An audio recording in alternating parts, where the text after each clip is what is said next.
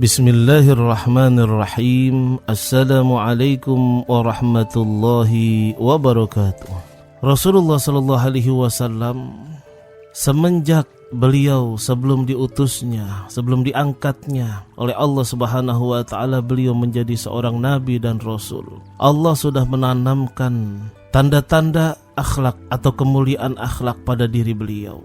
Seirama dengan firman Allah dalam surah Al-Qalam ayat 4, wa innaka la'ala khuluqin azim.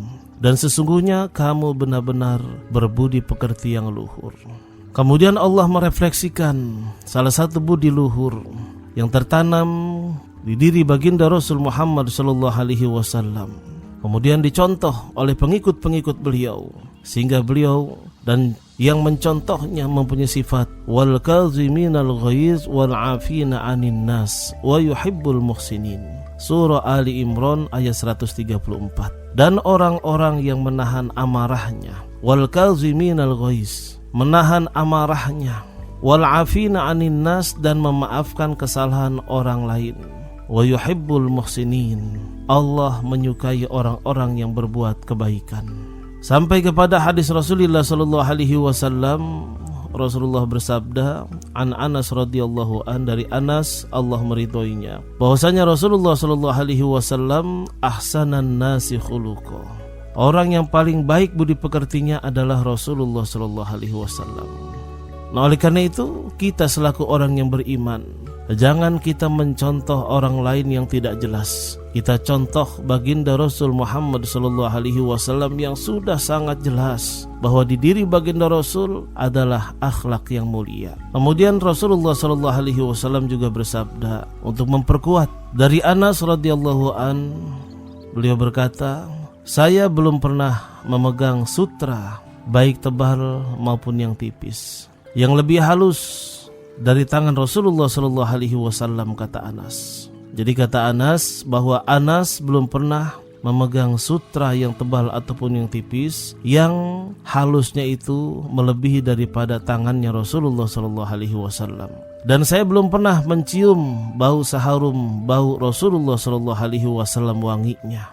Subhanallah. Saya pernah menjadi pelayan Rasulullah sallallahu alaihi wasallam selama 10 tahun lebih, dan beliau tidak pernah mengatakan hus atau mengatakan yang tidak mengenakan hatinya kepada saya, atau menegur dengan ucapan kenapa kamu berbuat seperti ini, kenapa kamu berbuat seperti itu terhadap apa yang saya telah kerjakan. Dan beliau juga tidak pernah menegur dengan ucapan kenapa kamu tidak berbuat demikian terhadap apa yang tidak saya kerjakan. Begitu halus perasaan baginda Rasul Muhammad sallallahu alaihi wasallam. Ini persaksian langsung dari Anas. Beliau menjadi pelayan di rumahnya Rasulullah sallallahu alaihi wasallam 10 tahun lebih. Belum pernah beliau tersakiti, belum pernah beliau merasa tidak enak. Masya Allah. Dibandingkan dengan kita, coba kita bercermin. Hampir setiap hari pembantu kita marahin dan lain sebagainya. Na'udzubillah. Kemudian dari Sahab bin Jasamah, beliau berkata, saya menghadiahkan seekor keledai yang liar kepada Rasulullah sallallahu alaihi wasallam. Kemudian beliau mengembalikannya kepadaku. Ketika beliau melihat perubahan mukaku, beliau berkata, sesungguhnya aku tidak menolak pemberianmu. Inna lam naruddahu alaika illa anna hurumun. Sesungguhnya aku tidak menolak pemberianmu, kata Rasulullah, hanya saja aku sedang berihram. Ini yang sangat luar biasa lagi. Oleh karena itu dikuatkan lagi dalam hadis riwayat Imam Muslim an Nawas bin Sam'an radhiyallahu an. Qala Rasulullah sallallahu alaihi wasallam, Rasulullah bersabda, anil birri wal isim, tentang pembahasan kebaikan dan dosa, wal ismi. Faqala, bersabda Rasulullah sallallahu alaihi wasallam, al-birru, kebaikan itu adalah husnul khuluq. Kebaikan itu adalah sebaik-baik akhlak. Wal ismu, sementara dosa, kata Rasulullah, mahaka fi sadrika. Apa saja yang membuat diri kamu tidak tenang. Apa saja yang membuat diri kamu tidak tenang. Wa karihta ayat toli'a alaihi, dan kalian tidak menyukai atau membenci, dan kalian tidak senang apabila hal itu diketahui oleh orang lain. wa karihta. Dilanjutkan juga dalam hadis Rasulullah sallallahu alaihi wasallam ini menggambarkan begitu mulianya akhlak Rasulullah dan pelajaran buat kita bahwa sebaik-baik perbuatan yang berpahala adalah husnul khuluq, kebaikan berakhlak, berbudi pekerti.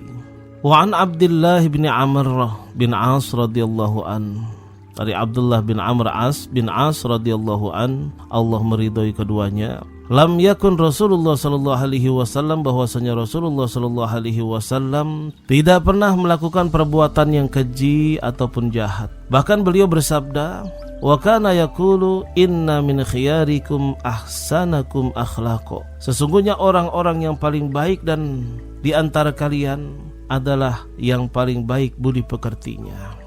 Kemudian ada juga hadis Rasulullah sallallahu alaihi wasallam wa an Abi Darda radhiyallahu an. Abi Darda beliau berkata bahwa Rasulullah sallallahu alaihi wasallam bersabda, "Ma min syai'in asqala fi mizanil 'abdi al-mu'mini yaumal qiyamah min husnil khuluq." Tidak ada yang lebih berat nanti di atas timbangan di akhirat kelak. Tidak ada yang lebih berat kecuali dari timbangan kebaikan akhlaknya.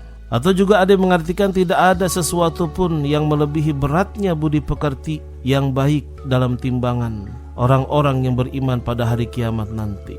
Innallaha yubghidul fahisha al-baziyya. Sesungguhnya Allah Subhanahu wa taala membenci orang yang keji dan suka berkata kotor.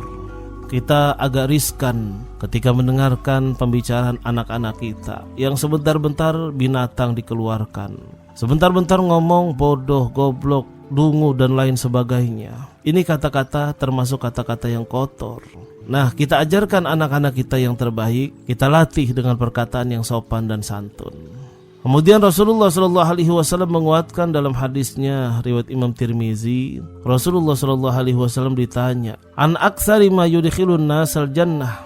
Rasulullah ditanya, perbuatan apakah yang paling banyak memasukkan manusia ke dalam surga? Kemudian Rasulullah bersabda, "Taqwallah," bertakwa kepada Allah, dan budi pekerti yang baik, wa husnul khuluq, wa su'ila an aktsari ma yudkhilun nasan nar. Dan kemudian ditanya lagi, apa saja yang banyak menyebabkan manusia masuk neraka? Kemudian Rasulullah menjawab, al-famu wal farj, mulut dan kemaluan. Tidak bisa menjaga mulut dalam berbicara, tidak bisa menjaga hawa nafsu, tidak bisa mengendalikan hawa nafsu kelamin, berzina, na'udzubillah min zalik. Mungkin hanya ini yang saya dapat tuturkan. Sekali lagi, tidak ada contoh yang terbaik kecuali kita mencontoh Rasulullah sallallahu alaihi wasallam.